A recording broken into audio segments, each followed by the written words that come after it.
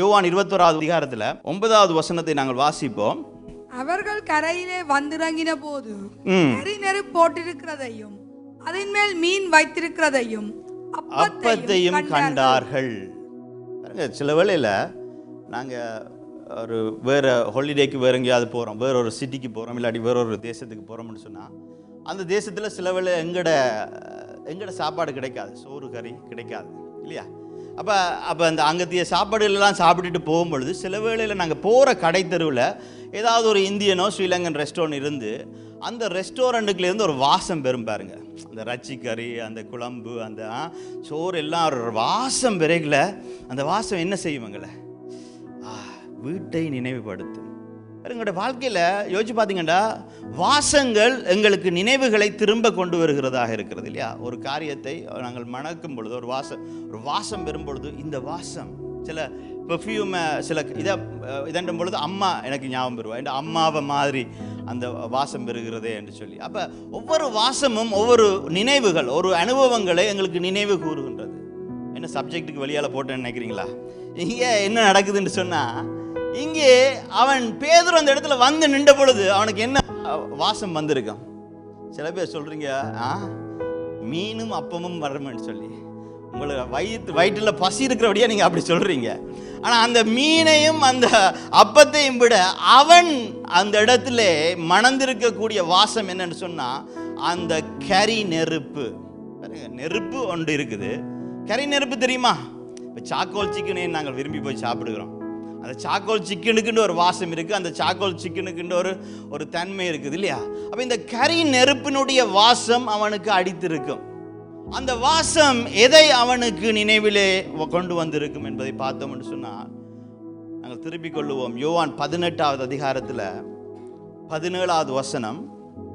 அப்பொழுது வாசல் காக்கிற வேலைக்காரி பேதுருவை நோக்கி, நீயும் அந்த மனுஷனுடைய சீசரில் ஒருவன் அல்லவா? இயேசு கிறிஸ்துவை அங்கே காவலாளர்கள் பிடித்து கொண்டு போகின்றார்கள்.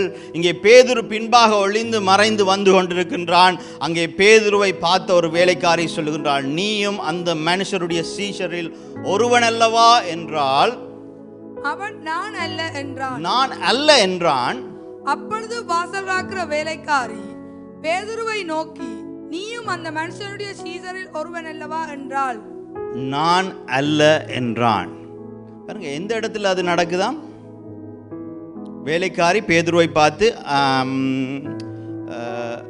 அதில் ஒரு வசனத்தை நான் விட்டு நினைக்கிறேன். அந்த பைபிளில் திருப்பினவர்கள் அதை அவருக்கு எடுத்து வாசிக்கிறீங்களா? யோவான் 18வது அதிகாரத்தில் குளிர்காலமான படியிலே ஊழியக்காரரும் சேவகரும் கரி நெருப்பு உண்டாகி நின்று குளிர் காய்ந்து கொண்டிருந்தார்கள். அந்த நேரத்தில் தான் இந்த அது நான் அல்ல என்று இவன் மறுதலிக்கின்ற அந்த சம்பவம் நடக்கின்றது. பாருங்க, அந்த நேரத்தில் அவன் அந்த இடத்துல அந்த கரி நெருப்பினுடைய வாசத்தின் முன்பாக இயேசுவை மறுதலித்தான். அந்த கரி நெருப்பினுடைய வாசம் மீண்டுமாக இந்த கடற்கரை ஓரத்திலே அவன் சுவாசிக்கும் பொழுது, அந்த சுவாசத்திலே அந்த கரி நெருப்பின் வாசம் பெறும் பொழுது அவனுக்கு நினைவு என்ன வந்திருக்கும்? அங்கே மறுதலித்தது. இயேசுவை தான் மறுதலித்த அந்த, ஏன் இயேசு கிறிஸ்து ஒருபோதும் இல்லாதபடிக்கு கரி நெருப்பை போட்டு அதில் மீன் சுட வேண்டும்? பாருங்க, ஆண்டவர் வந்து பேதுருவை வெட்கப்படுத்துவதற்காக அந்த இடத்திலே கரி நெருப்பை போடவில்லை. சில பேர், சில ஜனங்கள் எங்களை வெட்கப்படுத்தும்படிக்காக எங்களுடைய தோல்விகளை, எங்களுடைய ஏமாற்றங்களை, எங்களுடைய வாழ்க்கையின் முடியாத நிலைமைகளை நினைவு ஊட்டுவார்கள். ஆனால் இயேசு கிறிஸ்து அப்படி செய்கிறவர் அல்ல. இந்த கரி நெருப்பு அவனுக்கு ஒரு தவறான, அவனுக்கு ஒரு மோசமான நினைவை கொடுத்து கொண்டிருந்தது.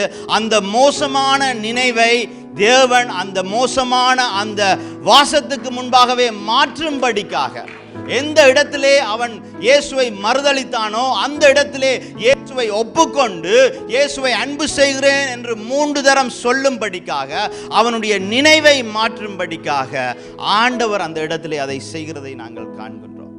எவ்வளவு நல்ல ஆண்டவர் எங்களுடைய ஆண்டவர் இல்லையா? எங்களுடைய நினைவுகள், எங்களுக்குள்ளே இருக்கிற மோசமான தோல்வியின் நினைவுகள், ஏமாற்றத்தின் நினைவுகள். இன்றைய நாளில் யாராவது ஒருவர் இந்த இடத்துல வந்து நீங்கள் தோல்வியின் நினைவுகளோடு, ஏமாற்றத்தின் நினைவுகளோடு நீங்கள் இந்த இடத்துல வந்திருக்கிறீங்கன்னு சொன்னால், இயேசு கிறிஸ்து உங்களுடைய வாழ்க்கையில் உங்களை வந்து சந்திக்கும் பொழுது அந்த நினைவுகளை எடுத்து மாற்றி போடுகின்றவர், அந்த நினைவுகளை வெற்றியின் நினைவாக மாற்றுகின்றவர்.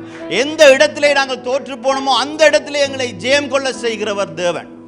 அந்த இடத்துல அவர் சொல்லுகின்றாரு, யோவான் 21வது அதிகாரத்தில் 17வது வசனத்தில் நாங்கள் வாசிப்போம். 3ஆம் தரம் அவர் அவனை நோக்கி, யோனாவின் குமாரனாகிய சீமோனே, யோனாவின் குமாரனாகிய சீமோனே என்று சொல்லுங்க, நீ என்னை நேசிக்கிறாயா என்றார். என்னை நேசிக்கிறாயா என்று அவர் 3ஆம் தரம் தன்னை கேட்டபடினாலே பேதுரு துக்கப்பட்டு, ஆண்டவரே, நீர் எல்லாவற்றையும் அறிந்திருக்கிறீர், நான் உம்மை நேசிக்கிறேன் என்பதை நீர் அறிவீர் என்றான். இயேசு, என் ஆடுகளை மேய்ப்பாயாக என்றார். 3ஆம் தரம் ஆண்டவர் அந்த இடத்திலே சொல்லுகின்றார், அவனை நோக்கி, யோனாவின் குமாரனாகிய சீமோனே. பாருங்க, மத்தேயு 16:18 ஆண்டவர் சொல்லுகின்றார், உன்னுடைய பேர் என்ன? பேதுரு.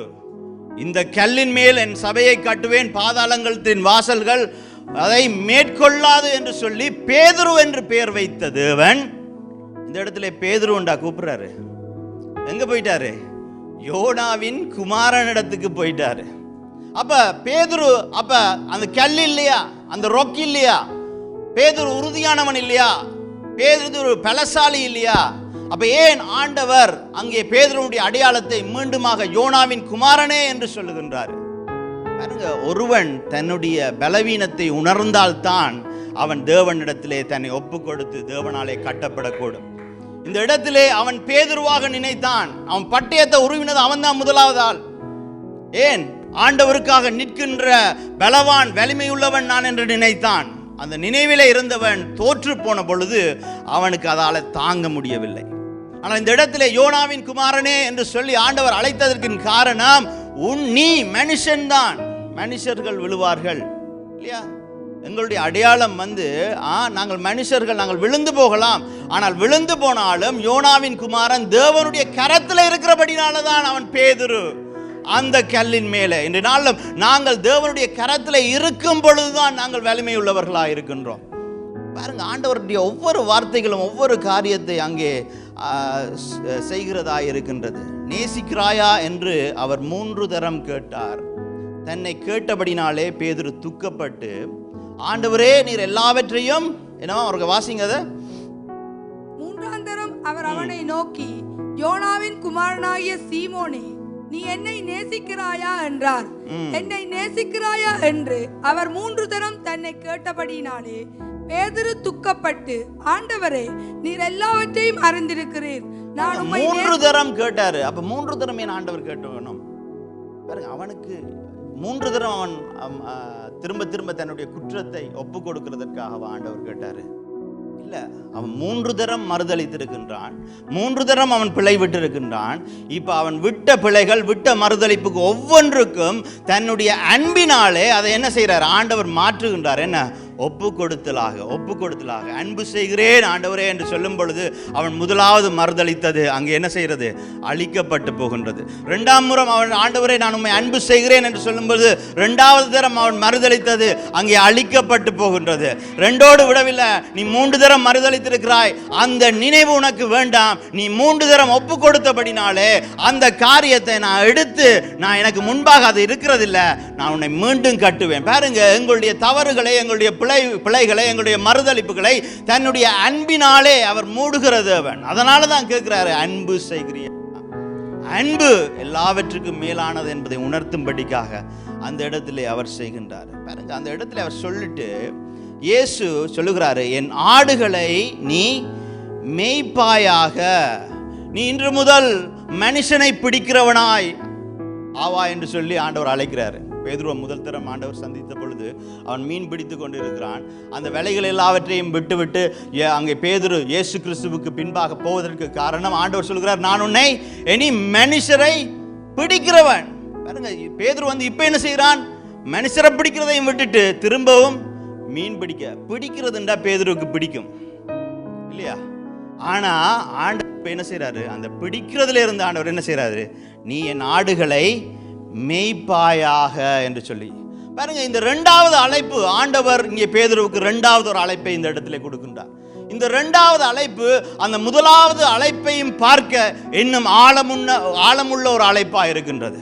மீன் இவ்வளவு நாள் நீ மனுஷரை பிடித்து கொண்டிருந்தாய், இனி நீ பிடிக்கிறது மட்டுமல்ல, அவர்களை பராமரிப்பதற்காகவும் என் ஆடுகளை மேய்ப்பாயாக என்று சொல்லி ஒரு மேய்ப்பத்துவத்தின் அழைப்பை அந்த இடத்திலே கொடுக்கின்றார். யாருக்கு கொடுக்கின்றாரு?